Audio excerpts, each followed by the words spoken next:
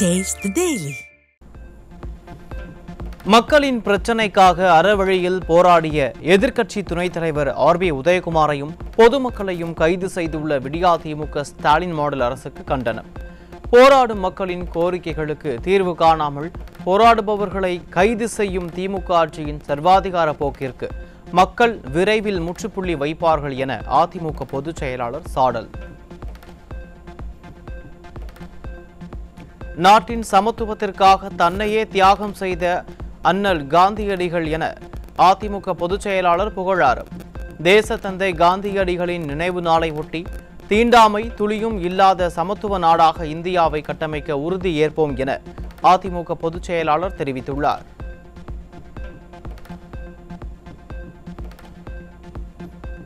Chennai ECR சாலையில் திமுக கொடியுடன் காரில் வந்த இளைஞர்கள் அராஜகம் செய்த விவகாரத்தில் பாதிக்கப்பட்ட பெண்ணின் பெயர், கார் எண் உட்பட தகவல்களை காவல்துறை வெளியிட்டதால் பரபரப்பு.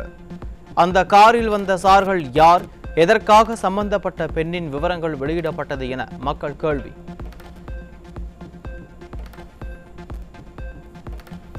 சென்னையில் பெண்களுக்கு பாதுகாப்பு இல்லை என பெற்றோர்கள் கருதுவதாகவும் கண்ணீரோடு மாணவிகள் கூறுவதாகவும் தமிழக ஆளுநர் ஆர்.என். ரவி கருத்து. தமிழகத்தில் பெண்கள் பாதுகாப்பை உறுதி செய்வது கட்டாயம் எனவும் பேச்சு. அரசு போக்குவரத்து கழகங்களில் காலியாக உள்ள 39,000 பணியிடங்களை ஒப்பந்த முறையில் நிரப்பினால் இடைத்தரகர்கள் லாபம் பெறவே வழிவகுக்கும். திமுகவின் கூட்டணி கட்சி காட்டம். உண்மையாக உழைக்கும் ஓட்டுநர்களுக்கு உரிய ஊதியம் கிடைக்காது எனவும் திராவிட மாடலுக்கு குடைச்சல் கொடுக்கும் கூட்டணி கட்சியினர். கொலை மிரட்டல் வழக்கில் குற்றப்பத்திரிகை தாக்கல் செய்ய கோரிய வழக்கில் உள்துறை செயலாளர் நேரில் ஆஜராக உயர்நீதிமன்றம் உத்தரவு. வழக்குகளில் காவல்துறையினர் குறித்த காலத்திற்குள் குற்றப்பத்திரிகை தாக்கல் செய்யாமல் இருப்பது தெரியுமா எனவும் கேள்வி. தமிழகம் முழுவதும் பல வழக்குகளில் காவல்துறையினர் குறித்த காலத்திற்குள் குற்றப்பத்திரிகை தாக்கல் செய்வதில்லை எனவும் ஏழை மக்கள் நீதியை பெறுவதற்கு போராட வேண்டியிருப்பதாகவும் நீதிபதிகள் வேதனை. உள்துறை செயலாளர் நேரில் ஆஜராக உயர்நீதிமன்றம் உத்தரவிட்ட நிலையில் தமிழகத்தில் காவல்துறையின் நிர்வாகம் சீரழிந்திருப்பது அம்பலமாக இருப்பதாக மக்கள் விமர்சனம்.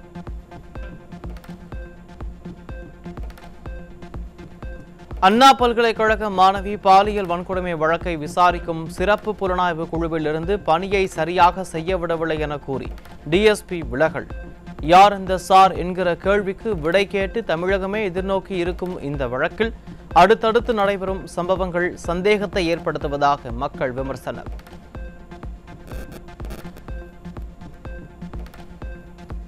காணும் பொங்கல் அன்று மெரினா கடற்கரையை குப்பையாக்கியது தொடர்பாக தென்மண்டல பசுமை தீர்ப்பாயம் தாமாக முன்வந்து விசாரணை.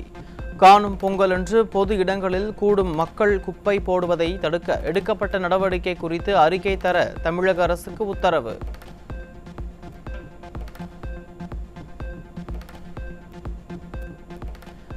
வேலூரில் திமுக சார்பில் நடைபெற்ற பொதுக்கூட்டத்திற்காக சாலையோர தள்ளுவண்டி உணவக கடையை அகற்றக்கோரி அராஜகத்தில் ஈடுபட்ட திமுகவினர்.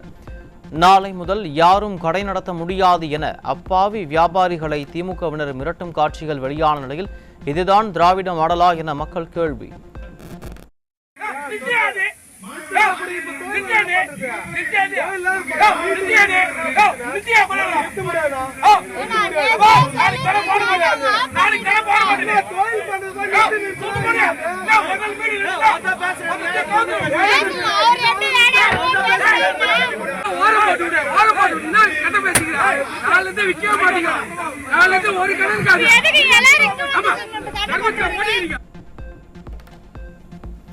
கொலை செய்யப்பட்ட அதிமுக நிர்வாகி ஜகவர் அலியின் உடலை தோண்டி எடுத்து புதைத்த இடத்திலேயே எக்ஸ்ரே எடுக்க வேண்டும். எக்ஸ்ரே புகைப்படங்களை வேறு இடங்களில் பகிராமல் விசாரணைக்கு மட்டுமே பயன்படுத்த வேண்டும் என உயர்நீதிமன்ற மதுரை கிளை உத்தரவு.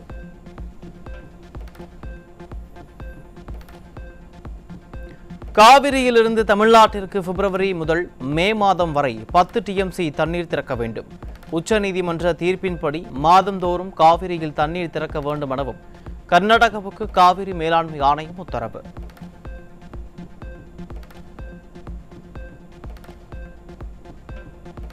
மதுரை காமராஜர் பல்கலைக்கழகத்தில் ஆராய்ச்சி மாணவிக்கு பேராசிரியரே பாலியல் தொல்லை கொடுத்த அவலம். பாலியல் தொல்லையால் பாதிக்கப்பட்ட மாணவி படிப்பை தொடர விரும்பவில்லை, வீட்டுக்கு செல்ல அனுமதிக்க வேண்டுமென புகார் அளித்ததால் அதிர்ச்சி.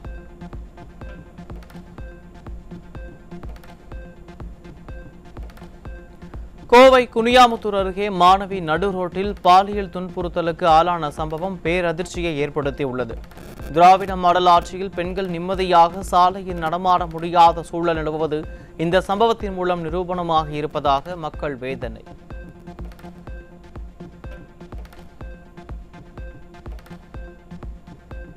சென்னை திருவல்லிக்கேணியில் குத்துச்சண்டை வீரரை ஓட விரட்டி வெட்டி கொலை செய்த மர்ம கும்பல் அதை தடுக்க சென்ற நபரையும் வெட்டிவிட்டு தப்பியோடியது. திராவிட மாடல் ஆட்சிக்கு வந்த பிறகு திருவல்லிக்கேணி பகுதியில் கஞ்சா போன்ற போதைப் பொருட்கள் தாராளமாக கிடைப்பதாக குற்றம் சாட்டும் மக்கள் அதுவே இத்தகைய குற்றங்களுக்கு காரணம் என விமர்சனர். கெஞ்சா, ஊசி, மாத்திரை, பவுடர் எல்லாம் ஓடுதுப்பா. இவனுங்களுக்கு என் புள்ள பலிகடாவா ஆகணும். இந்த இடத்துல கிருஷ்ணாம்பட்ட சுருகாட்டுல என் புள்ளையாப்பா பலிகடா ஆகணும். நல்ல புள்ள, என் புள்ளைய பாருங்கப்பா, என் புள்ளைய பாருங்கப்பா. ஒரே ஒரு புள்ளப்பா, மண்டையெல்லாம் பொழுதுட்டானுங்கப்பா, கையெல்லாம் வெட்டிட்டானுங்கப்பா.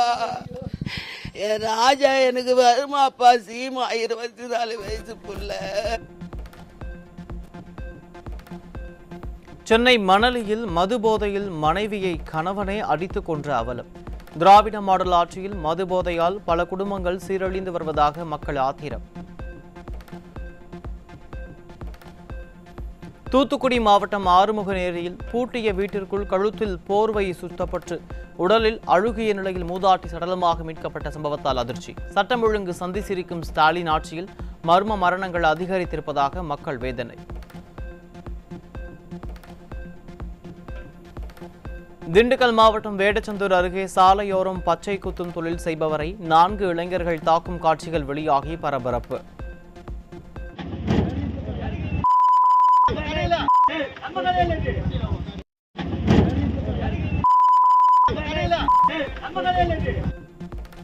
யாரையோ தாக்க வந்தவர்கள் ஆள்மாறி தாக்குதல் நடத்தியதாக தகவல் வந்த நிலையில் ஸ்டாலின் ஆட்சியில் ரவுடிசம் தலைவிரித்தாடுவதாக மக்கள் வேதனை.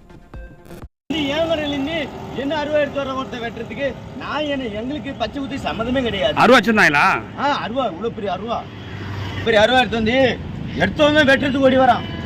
நான் என்ன பண்ண உனக்கு சாம்பாடி சிவசிவம். நெல்லை மாவட்டம் அம்பாசமுத்திரம் அருகே குடிபோதையில் இளைஞர் வெட்டி கொலை. திமுக ஆட்சியில் அதிகரித்து வரும் மதுபால் கொலை சம்பவங்கள் சர்வசாதாரணமாக நடைபெறுவதாக மக்கள் குற்றச்சாட்டு. ராமநாதபுரம் மாவட்டம் தனுஷ்கோடியில் 54 கிலோ கஞ்சா பார்சல் சிக்கியது. ஸ்டாலின் ஆட்சியில் தமிழகத்தில் போதைப் பொருள் புழக்கம் அதிகரித்து விட்டதாக மக்கள் வேதனை.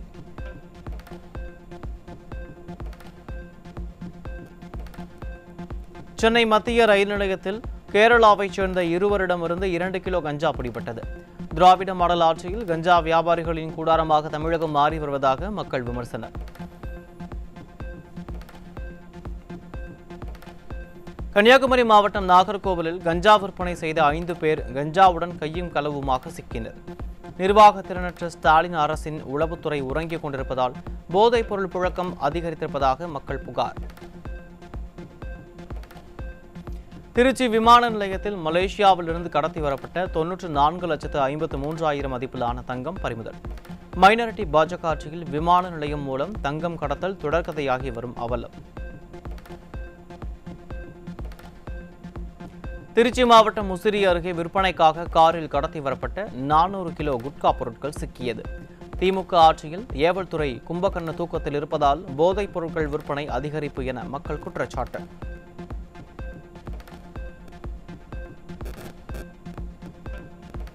திருச்சி விமான நிலையத்தில் சிங்கப்பூரில் இருந்து கடத்தி வரப்பட்ட சுமார் 22 லட்சம் மதிப்புள்ள தங்கம் பறிமுதல். தங்கத்தை கடத்தி வந்ததாக பயணியை பிடித்து சுங்கத்துறை அதிகாரிகள் விசாரணை.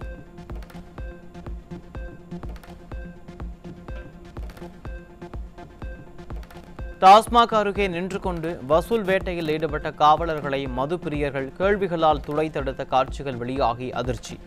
ஸ்டாலின் அரசு தெருவுக்கு தெரு டாஸ்மாகை திறப்பதுடன் ஏவல்துறை மூலம் 8000, 10,000 என வழிப்பறி செய்வதாக மதுப்பிரியர்கள் ஆவேசம். அத்திக்கடவு அவிநாசி 2ஆம் கட்ட நீரேற்று திட்டத்திற்கு நிதி ஒப்புதல் வழங்க நிதித்துறை மறுத்துவிட்டதால் விவசாயிகள் ஏமாற்றம். திராவிட மாடல் அரசு நிதி இல்லை என புலம்புவது இல்லை என முதல்வர் ஸ்டாலின் பேசிய நிலையில் விவசாயிகளை வஞ்சிக்கும் வகையில் முட்டுக்கட்டை போடும் நிதித்துறை.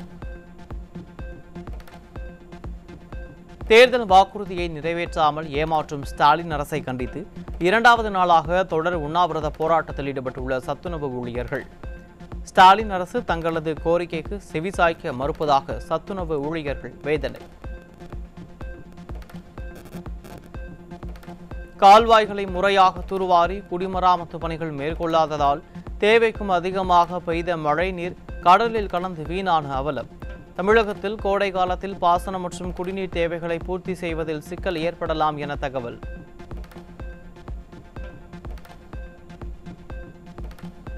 திருப்பூர் மாவட்டம் காங்கேயம் அருகே கந்துவட்டி தொழில் மூலம் பல கோடி ரூபாய் மதிப்புள்ள நிலம், வீடு, தொழில் சார்ந்த பத்திரங்களை பறித்துக் கொண்டதாக திமுக பிரமுகர் மீது குற்றச்சாட்டு. ஸ்டாலின் ஆட்சியில் திமுகவினர் சட்டவிரோத செயல்களை துணிந்து செய்வதுடன் பொதுமக்களை மிரட்டி அராஜகம் செய்வதாக மக்கள் வேதனை.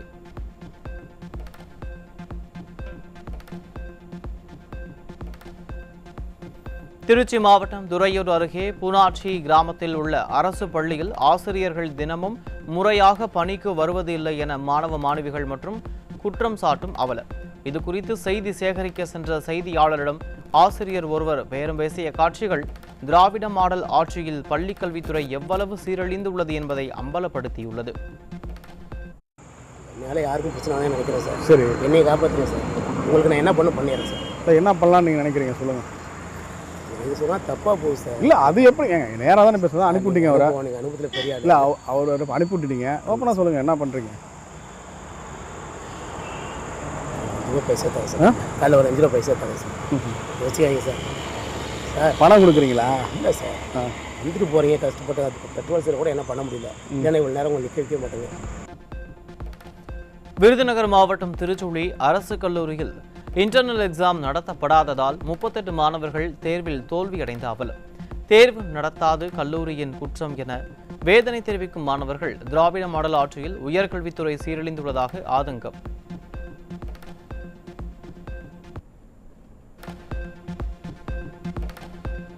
தொழில் முனைவோரின் கடும் எதிர்ப்பு காரணமாக சிட்கோ தொழிற்பேட்டை மனைகளை ஏல முறையில் ஒதுக்கீடு செய்யும் திட்டத்தில் இருந்து பின்வாங்கிய திராவிட மாடல்.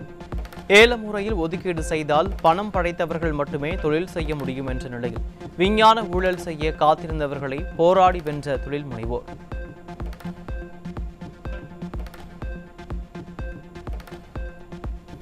மயிலாடுதுறை மாவட்டத்தில் மீன்பிடி துறைமுகத்தில் நிறுத்தப்பட்டிருந்த விசைப்படகில் கேஸ் சிலிண்டர் வெடித்து விபத்து. தீ விபத்தில் படகு முழுமையாக சேதமடைந்த நிலையில் படுகாயமடைந்த ஒருவர் மருத்துவமனையில் அனுமதி. தை மாத பிரம்மோற்சவ விழாவை முன்னிட்டு திருவள்ளூர் ஸ்ரீ வைத்திய வீரராகவ பெருமாள் கோவில் தேர் திருவிழா விமரிசையாக நடைபெற்றது. ஏராளமான பக்தர்கள் கலந்து கொண்டு நேர்த்தி கடன்களை செலுத்தி சுவாமி தரிசனம்.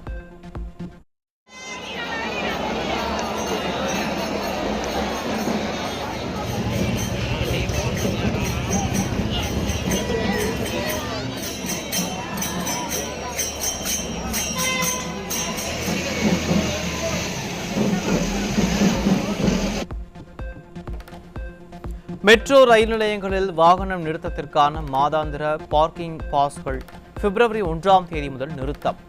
மாதாந்திர வாகன நிறுத்த கட்டணத்தை தின கட்டணமாக மாற்றியுள்ளதால் மாதாந்திர சம்பளம் வாங்குபவர்கள் கவலை. பயண கட்டணத்திலிருந்து 25% கமிஷன் கேட்டும் ஊபர் மற்றும் ஓலா நிறுவனங்கள். கமிஷன் பெறுவது உள்ளிட்டவற்றை கண்டித்து பிப்ரவரி 1 முதல் வேலை நிறுத்த போராட்டத்தில் ஈடுபட உள்ளதாக ஓட்டுநர் சங்கங்களின் நிர்வாகிகள் அறிவிப்பு.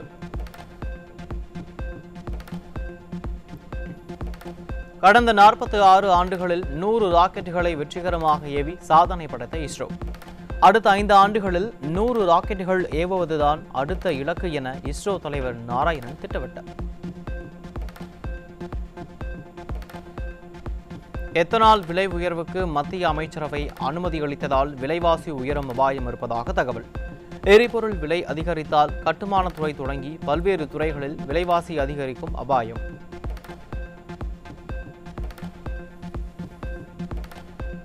கர்நாடக மாநிலம் பெங்களூருவில் பல போலி நிறுவனங்களை உருவாக்கி 3200 கோடி ரூபாய் அளவிற்கு ஜிஎஸ்டி மோசடியில் ஈடுபட்ட இருவர் சிக்கினர். எளியவர்களிடம் விரட்டி வரி வசூல் செய்யும் மைனாரிட்டி பாஜக அரசு இத்தகைய மோசடி ஆசாமிகளை இவ்வளவு காலம் கண்டுபிடிக்காமல் இருந்தது எப்படி என மக்கள் கேள்வி.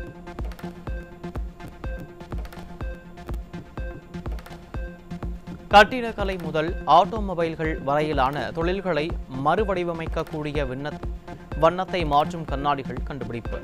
புதிய வகை நிறத்தை மாற்றும் கண்ணாடியை உருவாக்கி தமிழ்நாடு மத்திய பல்கலைக்கழக குழு சாதனை.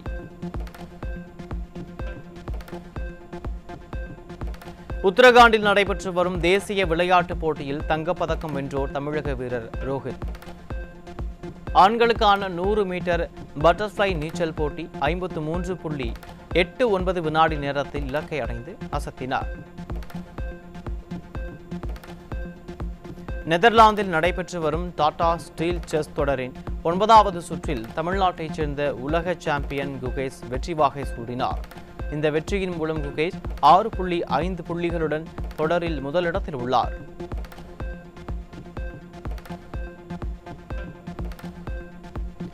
விண்வெளியில் சிக்கியுள்ள சுனிதா வில்லியம்ஸ் மற்றும் புட்ஸ் வில்மோர் ஆகிய இருவரையும் பத்திரமாக பூமிக்கு அழைத்து வர டெஸ்லா மற்றும் ஸ்பேஸ்எக்ஸ் நிறுவனத்தின் உதவியை நாடும் அமெரிக்க அதிபர் ட்ரம்ப். இருவரும் ஸ்பேஸ்எக்ஸ் விண்கலம் மூலம் விரைவில் பூமிக்கு அழைத்து வரப்படுவார்கள் என எலான் மஸ்க் நம்பிக்கை.